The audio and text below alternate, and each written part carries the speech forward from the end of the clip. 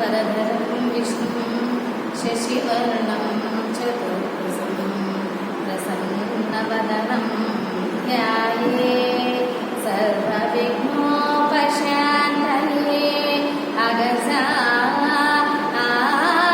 पद्मार्कं गजाननमहर्निशम्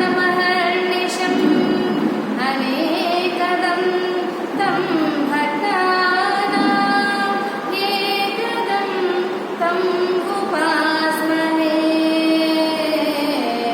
एकदं तं उपास्महे। ओम श्री वासवाम्बाय नमः। ओम श्री वासवाम्बाय नमः। ओम श्री वासवाम्बाय नमः। ओम श्री वासवाम्बाय नमः। ओम श्री वासवाम्बाय नमः। ओम श्री वासवाम्बाय नमः। నిన్నటి రోజున మనం అమ్మవారి జీవిత చరిత్రలో భాగంగా అమ్మవారి పురాణ విశేషాలు ఎన్నో రహస్యాలు మనమంతా కూడా తెలుసుకున్నాం. వాసవీదేవి జన్మించడానికి కుసుమశ్రేష్ఠి కుసుమాంబ వారు సప్త సంతాన కార్యములు చేశారు. పుత్రకామ్యేష్టి యాగమును చేశారు. మరి సప్త సంతాన కార్యక్రమాలు అంటే ఏంటి? సప్త సంతాన కార్యాలు అంటే మనం ధర్మంగా చెరువులు త్రవ్వించడం, అలాగే పుణ్యనిధిని సేకరించటం, బ్రాహ్మణులకు అగ్రహారాలు నిర్మింపజేయటం, అలాగే గ్రంథాలయాలు నిర్మించడం. గ్రంథాలయాలు అనగా బుక్స్ పెట్టి లైబ్రరీ అంటాం కదా ఇప్పుడు, అలాగా లైబ్రరీని స్థాపించడం, అలాగే దేవాలయాలను స్థాపించడం, ఉద్యానవనాలను స్థాపించడం. ఉద్యానవనాలు అంటే ఇప్పుడు ఈ కాలంలో పార్క్ అంటాం కదా, అలాగా తోటలు అంటాం కదా, గార్డెన్స్. అలా ఉద్యానవనాలను స్థాపించడము, ఇలాంటివన్నీ కూడా మనకి. అంతేకాదు అన్నసత్రాలు. ఇప్పుడు ఇక్కడ మనం కాశీ రామేశ్వర, మనం ఎక్కడున్నప్పుడు రామేశ్వరంలో రామేశ్వర కాశీ అన్నపూర్ణ సత్రం అని ఇక్కడ మనం ఇప్పుడు కార్యక్రమం చేస్తున్నాం. ఇలాగా సత్రాలను నిర్మింప చేయటం, అన్నదానాలను విరివిగా చేయటం, ఇలాంటివన్నీ కూడా సప్త సంతాన కార్యక్రమాల కిందికి వస్తూ ఉంటాయన్నమాట. మరి సప్త సంతాన కార్యక్రమాలను చేశారు కనుకనే భగవంతుడు, అమ్మవారు దైవం ఆ కుసుమశ్రేష్ఠి కుసుమాంబలకు జన్మించింది. అంతే కదా. ఇప్పుడు దైవ స్వరూపం ఎవరికి బట్టి వాళ్ళకు ఉంటారా? జ్ఞానము, దానము, ధర్మము, స్వధర్మం, స్వాధ్యాయనం, ఇలాంటి మంచి గుణాలు కలిగినటువంటి వారికి దైవాత్మలు జన్మిస్తారు. అంతేగాని ఎవరికి బట్టి వాళ్లకు దైవం పుడుతుందా? అలాగా కుసుమశ్రేష్ఠి వారు ఎంతో యుగాలుగా ఎన్నో తపములు ఆచరించి సత్వ, రాజసిక, తమసిక గుణాలతో ఆయన అన్ని యాగాలు ఆరంభించారు, చేశారు. కనుకనే వారి కడుపున వాసవి మాత జన్మించడం జరిగిందని మనం నిన్నటి రోజున తెలుసుకున్నాం. మరి కుసుమశ్రేష్ఠి కుసుమాంబ అని అంటున్నాం. ఎందుకని ఒకే పేర్లు వచ్చాయి? ఇప్పుడు మనం ఎవరినైనా చూస్తుంటాం, ఎంతో మంది దంపతులు ఉంటారు. అందరి పేర్లు ఇలాగే ఒకేలాగా ఉంటాయా?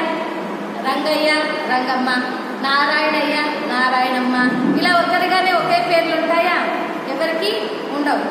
అయితే మరి వీళ్ళకి కుసుమశ్రేష్ఠి కుసుమాంబ ఇద్దరికి ఒకే పేర్లు ఎందుకు వచ్చాయి అనంటే, 16 సంవత్సరములైన వివాహమై వీరికి సంతానం కాకపోగా వీరు గురు భాస్కరాచార్యుల వారి దగ్గరికి, ర్యాలీలో ఉండేటువంటి గురువు గారి దగ్గరికి వెళ్ళి, ఓ గురువర్య, మాకు సంతానం లేదు, మేము ఎన్నో సప్త సంతాన కార్యక్రమాలు చేశాము, కానీ మాకు సంతానం లేదు అని వాళ్ళు బాధను తెలియచేయగా, అప్పుడు గురువర్యులు వారికి అనేక బోధనలు చేస్తారు. పుత్రకామ్యేష్టి యాగం చేయండి అని.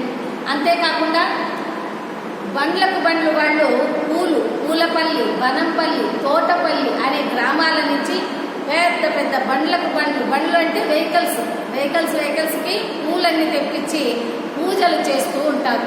పువ్వులతో పూజ చేసేదాన్ని ఏమంటామమ్మ మనము? పుష్పార్చన అంటాం. అలాగే పత్రంతో కూడా పూజ చేస్తారు. కొన్ని పత్రాలు కూడా ఉపయోగిస్తారు కదా. ఇప్పుడు మనకి ఇక్కడ రామేశ్వరంలో ఈశ్వరునికి ప్రీతిపాత్రమైనది ఏది? బిల్వపత్రి. అలాగే విష్ణువుకు ఇష్టమైన పత్రి ఏది? తులసి పత్రి. ఆంజనేయునికి ఇష్టమైన పత్రి ఏది? తమలపత్రి. సూర్యదేవునికి ఇష్టమైన పత్రి ఏది? జిల్లేడు పత్రి.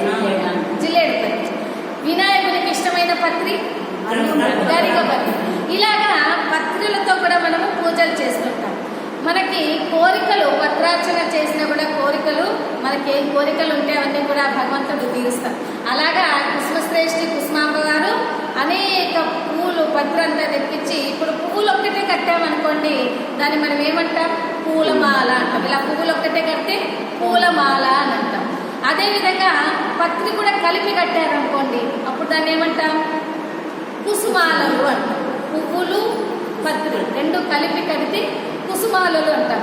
అలాంటి కుసుమాలలు కుసుమశ్రేష్ఠి కుసుమాంబ గారు వారికి ఉన్న భవనానికి 7 అంతస్తుల భవనానికి ప్రతి ఒక్క తోరణంగా ప్రతి ఒక్క వాకిలికి తోరణాలుగా అలంకరింపజేశారు కనుకనే వారికి ఆ పేరు వచ్చింది.